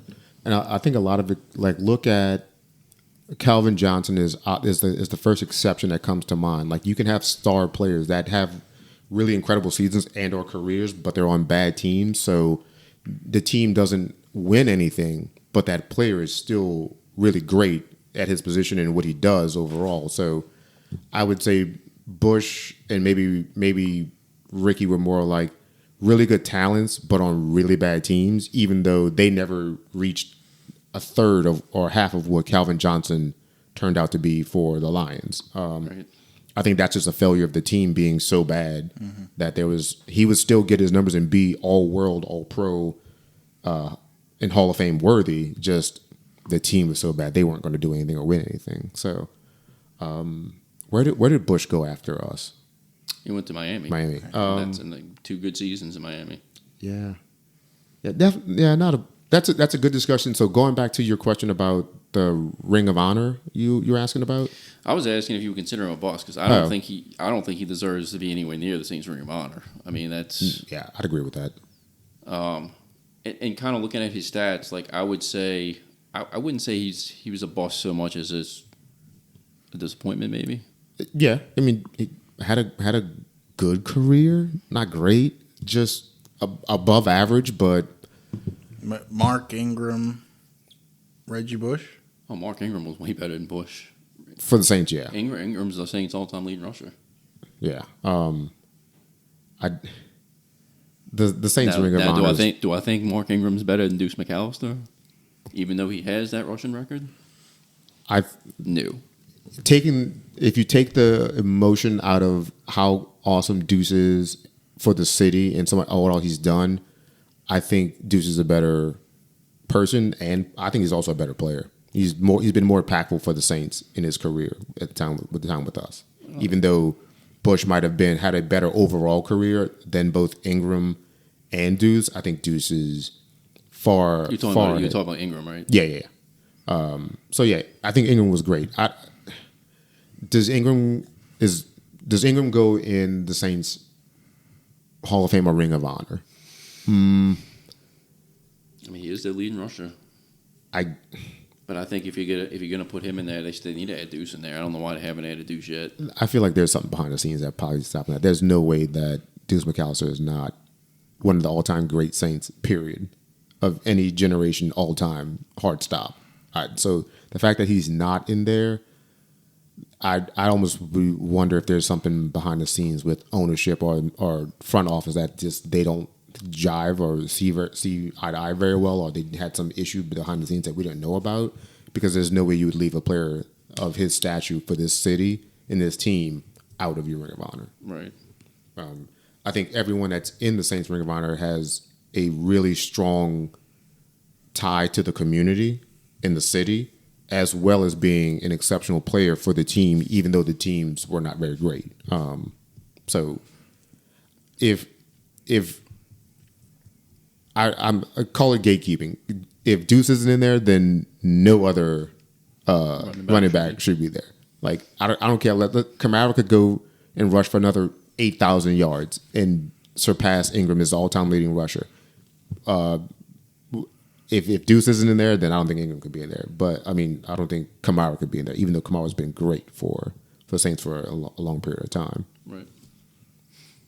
Well, one thing I will have to say, I give a lot of thanks to Reggie Bush for is the fact that had we not drafted him, who knows if the Saints would still be in New Orleans. I think he kind of saved, because at that time, if you remember, Benson was thinking about moving the team to either San Antonio or Los Angeles, and then we drafted him, and boom, we sold the season out. Mm-hmm. So, for that, And maybe that is what somebody said. Like, should he be added in the Ring of Honor for that reason? I can't remember what the reason was, but that's something I'll always have a lot of thanks for Reggie for, because he kept the Saints here. Sure. No, that could be a conversation for a different day when we have the larger group here to debate that. But that also brings me up to a topic I don't think we've done for a top 5. Maybe we did, but I don't think we have. Top 5, and maybe it can be separated from your favorite New Orleans teams, players, or just maybe most impactful, like that. Something we could kind of just parse out and think about one day. But your top 5 athletes that played for New Orleans teams. It's a good one. I mean, obviously, I think Did the UNO Privateers count? I would say no, only because we're talking professional sports. But then I'm also the person that picked players from other teams to be in my professional top 5 list. So I'm not also the best person. Is it going to be the LSU Privateers? That's probably going to happen. It probably is going to happen, but It probably needs to happen for the sake of keeping the school and program alive. Do you change the damn color scheme to purple and gold? Or No. You just leave it how it is? I would imagine you leave it as is. I'd hope. As we've discussed already, that Would it be LSU NL? I think it would What still would it be. I don't know. It's a good question. I would maybe hope you leave it University of New Orleans or a Louisiana State University System School, something like that. Say Sure. University of New Orleans, a Louisiana State University System School. maybe that's a topic for another day. But that would be interesting to see how that plays out with. Go Tigers. But I mean, we can all admit that UNO has a badass Fleur de Lis logo, and they, 100%. They need to keep that. Yeah, they do. So much so that some teams want to steal their logos, but that's here for another day. Yeah. You mean that logo right there? That's that one. Yeah. What team was that? The Renegades. Okay, well, sticking a bit local, but and on the topic of sports, we'll kind of run through some maybe sports topics that's happened recently to kind of start to close out the episode. Unless you guys have anything non-sports related you want to kind of get into.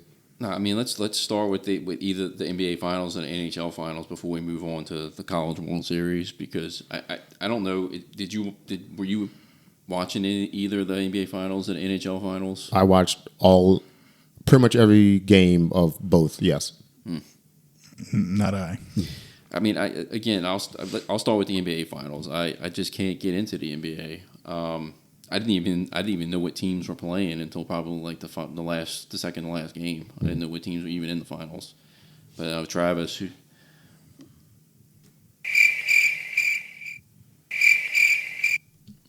was constantly telling me that the guy Halliburton for the Pacers was sitting out due to injuries, and then all of a sudden I think he ruptured his Achilles. Huh? He strained his calf. I think in game 4. I think game 5. Yeah, game 5. So he was a bit limited in game 6, which thankfully they didn't need him as much in game 6 because they blew OKC out in that game by like 20 points. So he only played maybe 20, 25 minutes because they didn't really need him and they were trying to rest him. And then unfortunately, like he starts off game 7 on a hot streak. He hit 3 threes within the first 7 minutes of the game, and you could feel those threes were starting to take the crowd momentum and atmosphere down a bunch. And then he was going to drive, and it's the same thing you saw with like Aaron Rodgers and Durant. You see like the pop in their calf muscle, and he went down immediately. Started, and it was such a emotional moment to see. And I have no bad feelings or positive. I don't. He's a good player. I'm not emotionally tied to him one way or the other, but it was really tough to watch because the pain that he felt and the emotion he showed when he went down and he started slapping his hand on the court and saying no, no, no, no, because he knew what happened. Not only if it just that he's going to miss that game and next season, but he was also started the game so well, and that was really giving them a good chance to if not win the game, to be very much in the game throughout the entire way through the game. As far as the series itself, I don't watch a ton of NBA. I follow it casually, but I think I probably more than most. So I don't watch a ton of games like during the week, but when the playoffs started, I was kind of tuned into most every game that I could watch. And I know a lot of the national sentiment was that this was not good for the NBA because it wasn't a star market team on either side. But in terms of just actually watching the games, the teams are so fun because they play with like a lot of pace. And the one thing I think a lot of casual to non-NBA fans always complain about is, let's say, the lack of defense. Well, OKC was one of the best, if not the best, defensive team all season. And Indiana is a great, as good a, almost as good as a defensive team as well. So you didn't have the big name star of like a LeBron or a Kevin Durant or a Steph Curry in this final, but Shai Gilgeous-Alexander is a star in himself. Halliburton is making himself a star right now, and there are all these other really cool role players. And this felt more like the embodiment of a team game. They have one main star, one alpha, I guess you would say, and then all these little role players that are very good at their job. So to watch this final was really entertaining because the games, for the most part, except for I think 2, were pretty close. OKC won a game by 15, then they got blown out by 20 in the game after that, and then the final got a little out of hand towards the end. But up until, even with Halliburton being out, the game was within 1 point at halftime, and then up until like maybe mid third quarter, the game was back and forth within two or 3 points either way. Definitely entertaining, at least. Yeah, I guarantee you, if you, like Todd saying, he's not a big basketball fan, doesn't watch a lot of NBA, but if you had to watch that series, I think you would be in love with these two teams because of how they play. They play like a team. They play with continuity. They're fun. They run up and down, so there's always action. It's not like isolation, one guy just dribbling the ball all the entire time, and at the last like 3-4 seconds throwing up a shot. They move the ball, they pass. The pace is up and down, so it's way more entertaining than I think a lot of people think and thought. And it made for a great series, even though it wasn't a big market and didn't have like a multitude of big stars. But you watched the crowd in both Indiana and OKC; they were electric. They were as high energy as you would expect for any kind of sporting event. So I think the final was great. The teams were very close in terms of how they played each other, and they just played some really exciting basketball. They didn't rely on like shooting 3-pointers every time at the road. They would drive, and like old school basketball, like drive to the paint, score a mid-range, this and that. So I think the game was very, very entertaining. And then I kind of want to just watch and see if a team that won 68 games could finish the deal because they were one of the best offenses and the best defenses all season. And granted, the injury definitely impacted how the Game 7 went, but we got a Game 7, and that always, if nothing else, ratchets up the intensity because this is it. Yeah, nobody really likes a lopsided, game where one team is like, basically winning everything, right. And who's going to be the loser. So it sounded like it was entertaining in that aspect where, it kind of kept it close and both teams had a good chance of winning. And I like I said, I think it's a series. If I just picked out 3 of the games for you to watch, you would be entertained from watching how these teams play and the pace and just how close and how tight the games were and the swings of play. For me, it was very entertaining for someone who doesn't watch a lot of regular season basketball, but I was dialed in. It was probably the best series of all the playoffs. I would say. So which team was the team that won the 62 games? That was Oklahoma City. Yeah, and it was cool to see them cap off a great season. And everyone wants to talk like whenever a team wins a championship, the next question is, could this be the next dynasty? And that's not really fair to say about any and put that kind of pressure on a team that just won a championship. But to have 3 players 26 and younger, they're with the draft picks that they have, they're probably set up to maybe not win back to back to back like people thought Boston was going to do after the last year they won. But they're a team that's going to be in the conversation. Right. They're kind of like when the Spurs won, I think, 4 in like 10 years. They could probably do something like that. But they also play a really fun version of basketball that I think a casual or, for the most part, non-NBA watcher like you would be entertained in or intrigued to watch them play just because they play so well and it's so entertaining to watch them play. Even the Pacers, too. One thing I like about it, though, is that was two basically new teams in the finals. You know, you don't have, it wasn't the Lakers again or, I mean, who won the previous year? Boston. Yeah, it wasn't a team that wins all the time. It's two. Right. I don't know. It's probably not good for the NBA that it was two smaller market teams, but I mean, I think that makes it more entertaining. I agree on both, and I think it also could have maybe helped if a casual fan tuned in and saw these two teams. That would probably help pick up some new fans to the game because they were just, and again, like you said, they're not the legacy franchises of the Lakers or the Celtics like that. And I think this is the 7th year in a row that we've had a different winner of the NBA title. So that's actually really cool too. That the parity is not shifted, but it's the big teams and the big market teams are still around and there, but they're not doing all the winning, which I think has made it a bit more compelling and interesting this year.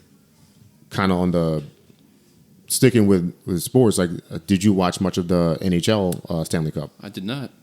Was it because Florida was in it? No, it was mainly because my hockey team sucked, and I kind of got out of it by the time All-Star break rolled around.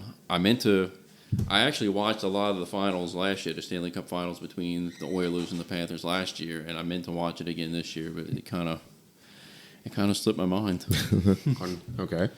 So that series they went 6 games, and there were multiple blowouts in that series. Florida, I think, won. I mean, the final game was a blowout, wasn't it? Yeah. So I think Florida won 3 games by at least 4 goals, maybe 5. So from a general watching standpoint, yeah, very not nearly as entertaining as last year, or just in general for somehow the other series leading up to this Stanley Cup final played out.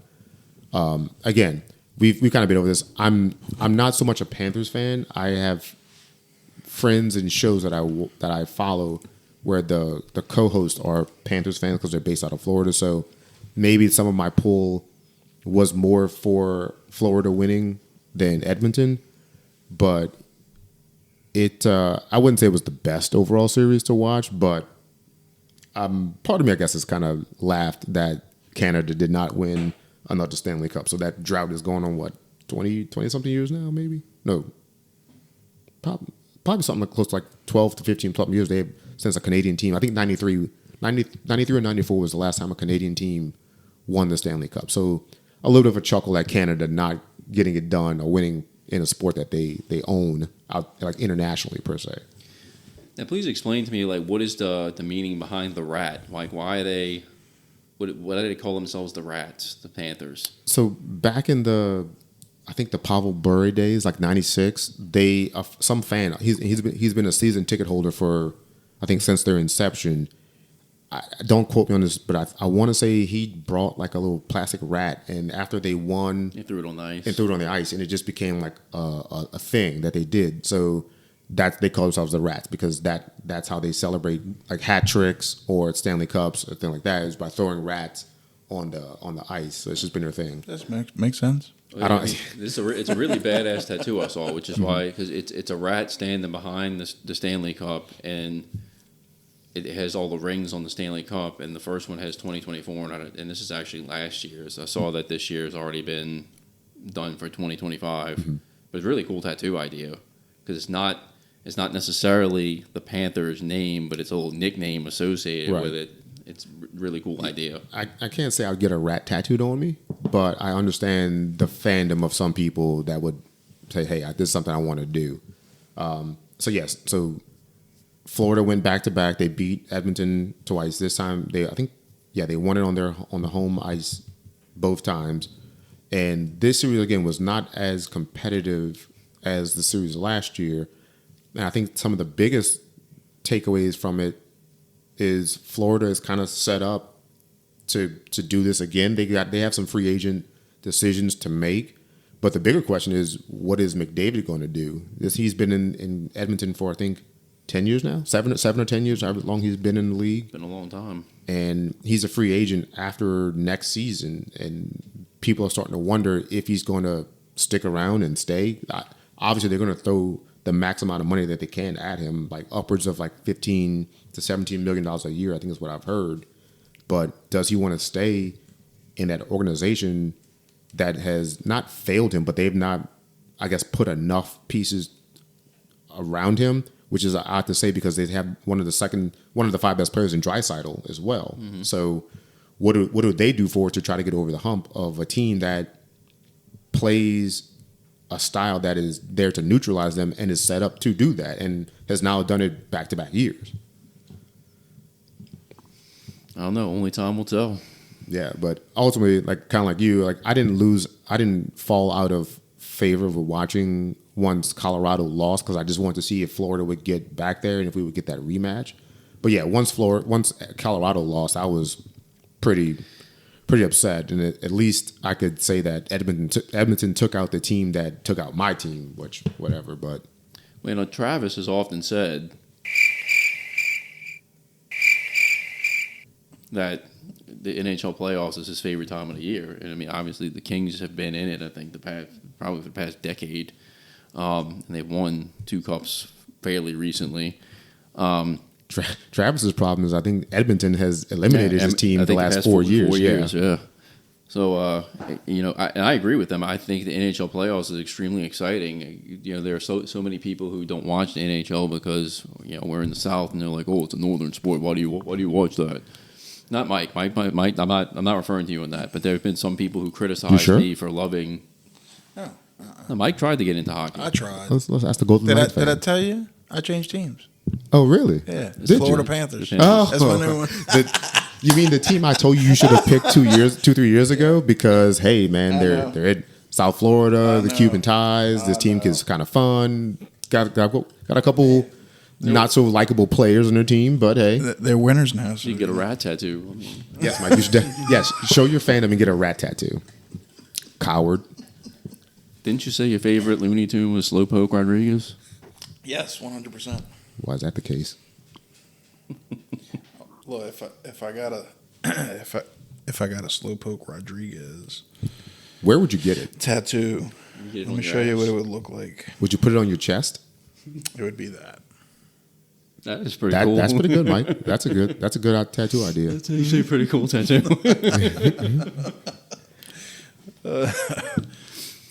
But as I was saying, I agree with Travis on that. I feel like the NHL playoffs is a really, really exciting time of the year. To me, as you were saying with the 2 new NBA teams in the playoffs and the finals, it's a chance to swing somebody over who doesn't necessarily watch basketball, maybe like a casual fan, to really win them over. Like these 2 new teams coming in the finals and playing a hard-fought series.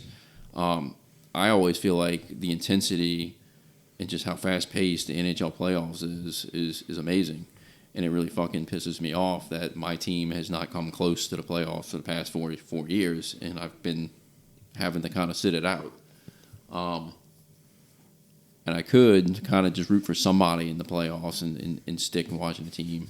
But it's hard for me to do that because I'm just been a Sharks fan since I was a kid, I totally get not rooting for another team once your team is either didn't make it or got eliminated. Because, again, once Colorado was done, I was like, well, I kind of didn't care who won. But if I had to pick a side, I was going to take Florida. But I'm not overjoyed in the general sense that they won. I'm happy for a few select people, but overall, it's like, well, my team didn't win, so I'm not like happy overall for that fan base. Cool. Well, I think when you were trying to sell me on the Panthers, it sounded like years ago you that was probably your second favorite team, maybe. So, maybe I would say yes, but again, it's only because of this South Florida based show that I've been listening to for the better part of 10, 12 years. If they were not Panthers fans, then I wouldn't give 2 rats ass, pun intended, about Florida. Because for me, it's Colorado and nothing else. Yeah. But if I have to pick a side for a final of of those two teams, I would have taken Florida. Okay. So that was really it. But I don't think anyone would say it was the best Stanley Cup final they had ever seen because of the blowouts. But I definitely watched all the games or as many games as I can. The games, honestly, in the Western Conference and Eastern Conference finals were way better than the actually Stanley Cup final was itself. So. The Panthers joined the NHL in the 93-94 season. Yeah, and I want to say the 96. The Sharks joined in 91. I want to say the 96 season was the Pavel Bure year where I think they made it to either the conference final or the Stanley Cup final, but lost. And then the other intriguing thing is that a team from Florida has been in the Stanley Cup final the last 6 years now because Panthers lost to the Golden Knights. Because they have a lot of ice in Florida. Well, and it was funny, like the NHL commissioner, Gary Bettman, said that he wants hockey to grow and flourish in sports, or in states where hockey is not normally a thing or where they don't have ice. And this is a great example of you can, no matter where you are located, you put a rink up, you put a team there, and you get fans to come out, fans will go up. And then the owners, hopefully, you would like to spend money to make their team better and improve. And it's a game that was played or was born in the cold up north, where there's ice for a good part of the year. But they're growing the game to where it's more accessible for everyone, from just a fan standpoint and a player standpoint. You have more options. So that part, I guess, is cool to see. But Canada doesn't want to hear that. They want their fucking trophy back. And it's just odd that teams from Florida, of all places, has been competing for that trophy for the last 6 years and won a couple of them. Yeah, you know why we won, right?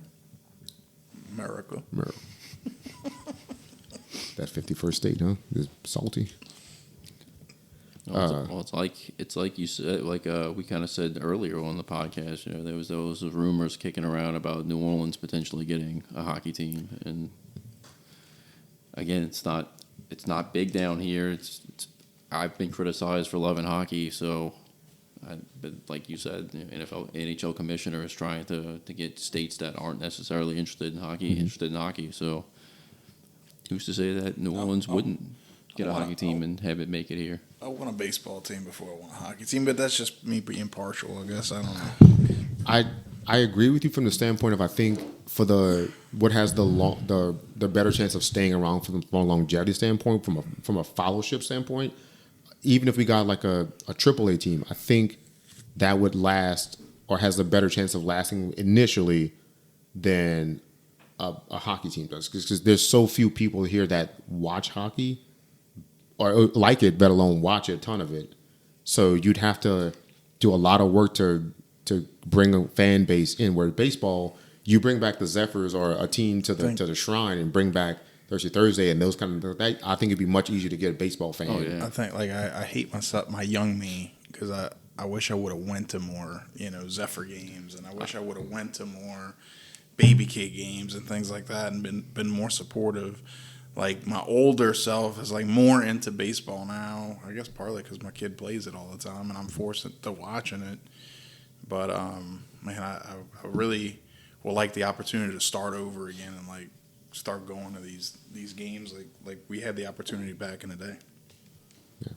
And just kind of staying on the topic of baseball, I guess we'd be remiss if we didn't bring up the College World Series that just concluded with LSU winning their second national championship in 3 years.